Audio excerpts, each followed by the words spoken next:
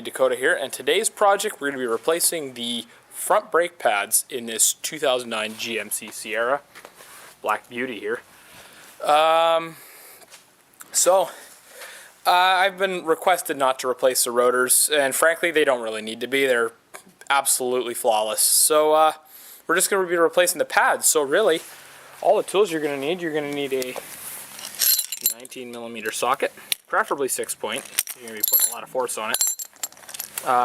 Screwdriver, wire brush, a big pair of channel lock pliers, some disc brake quiet, brake lubricant, and some anti-seize. This is actually a really easy job. Of course, as you can probably see over on this side, you're going to need some new brake pads, which are sitting right over there. Yeah, so it's a really easy job. First step, you really got to get the vehicle up on jack stands here, and I'm using my Mastercraft 6-ton jack stands because this is a pretty heavy vehicle, and these little 2.5-ton ones, they kind of worry me when I go underneath the thing. So good to have a good heavy set of jack stands. Thank you to my girlfriend for buying those for me for my birthday. Anyhow, first step is we got to get the wheel off.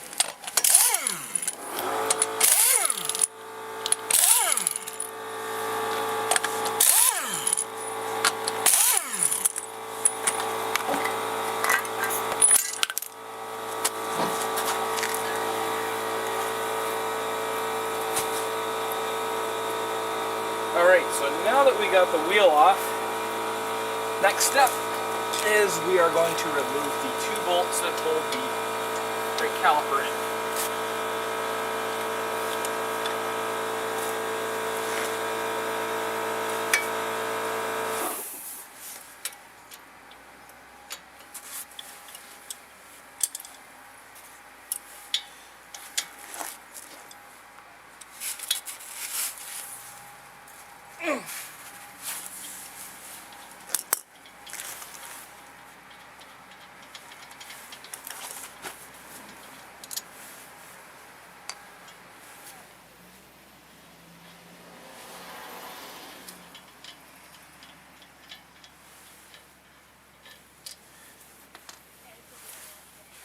Alright, so those are 19mm heads.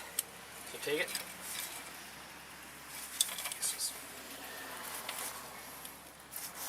Take your screwdriver and pull on the caliper a little bit.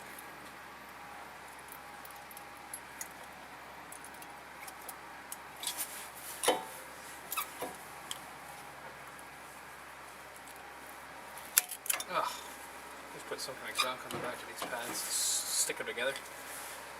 Take the caliper off. Now be careful of this ABS sensor there.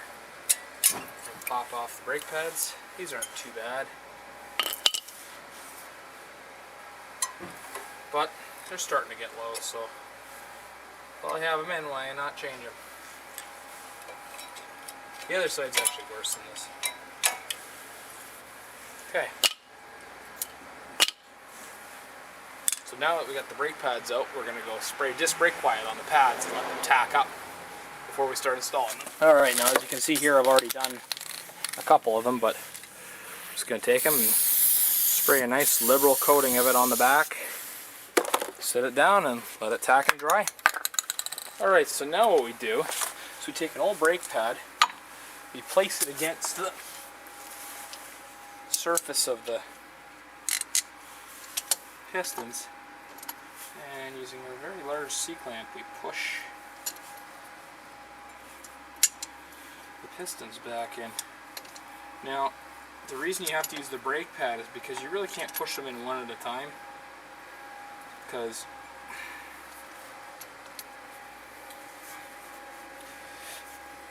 one piston will push back in and the other one will push out.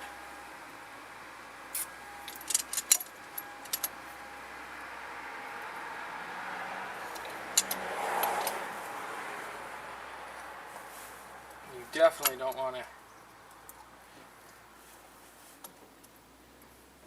push one piston all the way out, because then you'll basically have a junk caliper, and I'm sure that these 2 piston jobs are rather expensive to replace.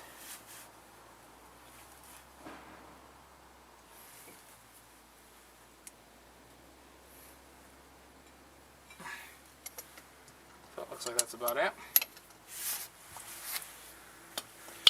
Now you see that, I don't know if you can see on camera, but this boot's a little puffed out. So what we do is we stick a screwdriver in between the piston and the boot and just lift up on it a little bit, and that'll let the excess air out. I had the same problem on the other side. Not a big deal. It's just a little built up air pressure. Those are both in. So now what we can do is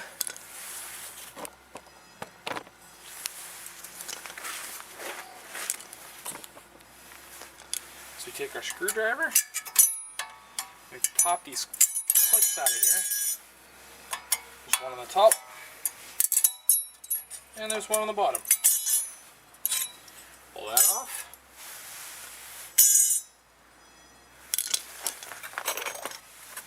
I don't know if you can hear it, but they're doing fire alarm testing next door at the church, so if you can hear it, bear with me.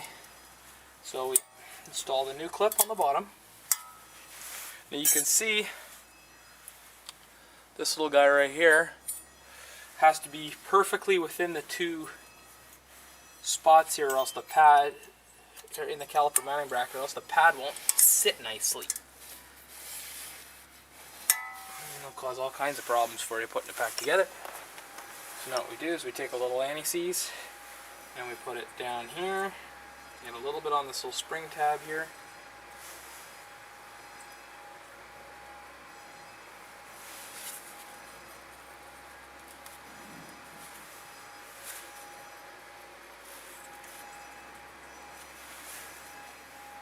Okay, so now we need to pull out the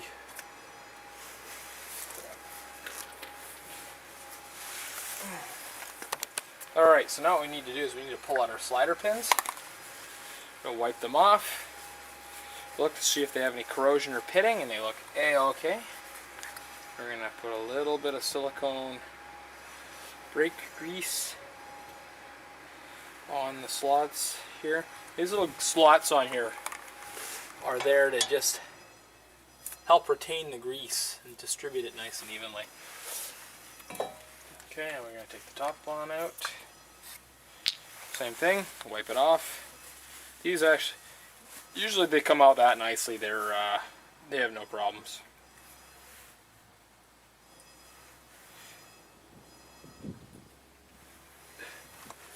I've never usually had too many troubles with these. I've run into a couple of seized ones, but I've generally been lucky with them. Alright, so now that that is all done, we're going to take and install our new pads.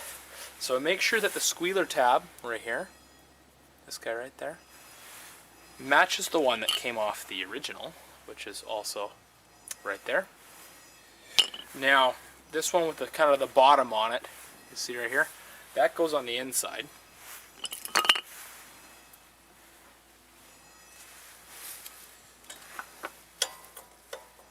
These things just slide right in.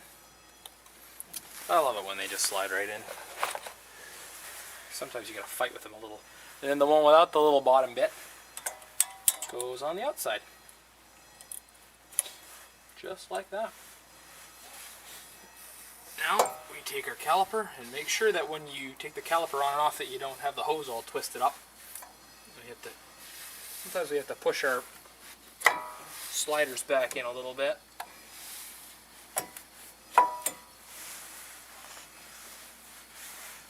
Now you can, or it's at your discretion whether you want to put some anti-seize on there. I usually do. Sometimes I worry about the caliper mounting bolts because I've seen a couple of them fall out, but they're the mounting bracket bolts, sorry. I'll just put a dab of it on off camera here.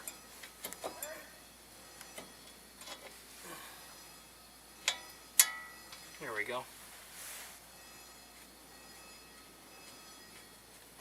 Sometimes you may have to wiggle the caliper a little bit to get the bolt back in place. Alright, I'm using our 19mm ratchet. I'm back to my ratchet rather than my breaker bar because I don't really need the extra torque. So, got to get snug. Here's the bottom one. Tighten it up.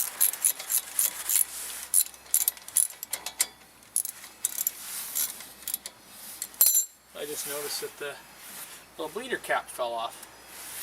If you put that on, that prevents the thing from getting all gunked up. Give it a good snug. Now we're going to give the top one a good snug. And we're going to double check the bottom one more time. There we go. All done. Got new pads. Rotors are in great shape, so we're not going to replace those. They're not grooved at all. Not complaining of any warping issues, so let's just slap the wheel back on. Ugh.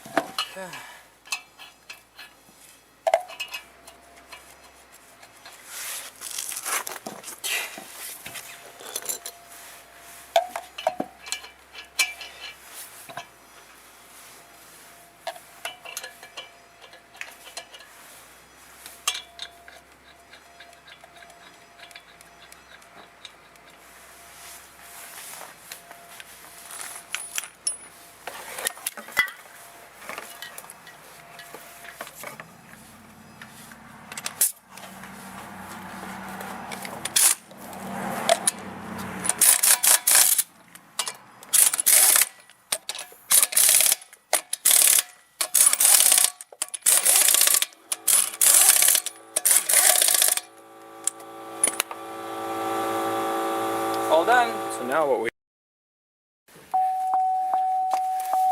come in here and we press the brakes a few times, so we notice that it sinks down quite far the first couple presses. And now it's nice and firm. And then what we do is we come over here and we just double check that the wheels roll smoothly. So disc brakes naturally drag a bit, so that's just perfect. And that's just perfect as well.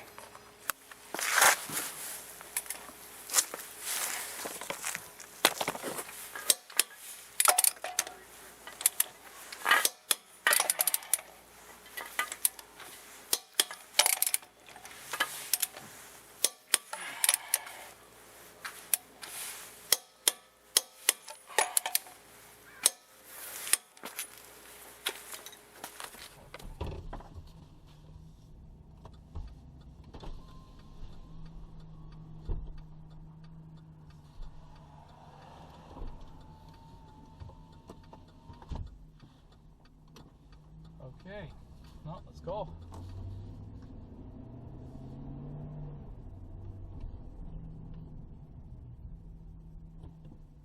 Gonna make a couple of slow stops, make sure everything seems to be functioning correctly.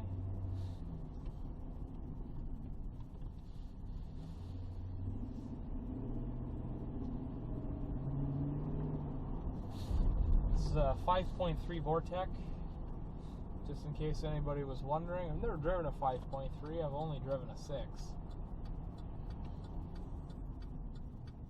But it's pretty torquey. This isn't a really, it's a heavy vehicle, but it's not near as heavy as the other vehicle I was driving, which was a Yukon XL 3/4 ton actually. And when I say it was heavy, it was really heavy. Transit bus.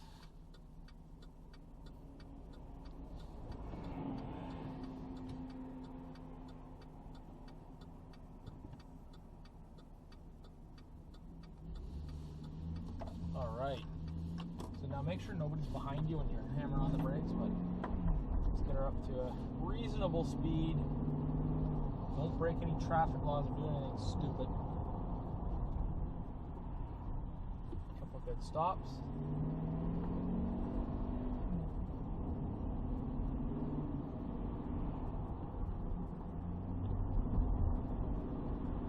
definitely torquey down low. I'm not really used to that because my truck, you get all your torque up real high. These older style push rod motors, they get a lot of down low torque. Now once again, don't do anything stupid or break any traffic laws. I'd be really happy with this. Another brake job well done.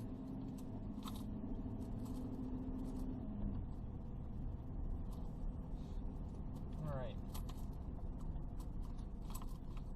If only the next car I'm working on would show up in the near future, it would be real nice. Just gonna park this right here.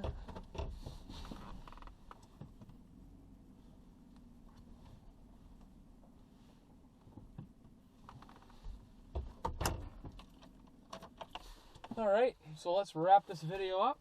I hope you learned from this. Doing the rear drums is actually not as hard as people think it is. The disc brakes are just standard disc brakes, are quite easy to change. I've got oodles of them on my channel, but what's one more, right? Anyhow, I hope you enjoyed this video, and I hope you found it useful. I hope that it answers any questions you may have had on doing brakes on this particular vehicle, particularly the drum brakes. And so if you haven't already done so, please subscribe, and you can follow me on social media, Facebook at facebook.com/6speeddakota, Twitter at 6speeddakota, Google plus 6speeddakota. Thank you for watching, everyone. I hope you have a great day. Night.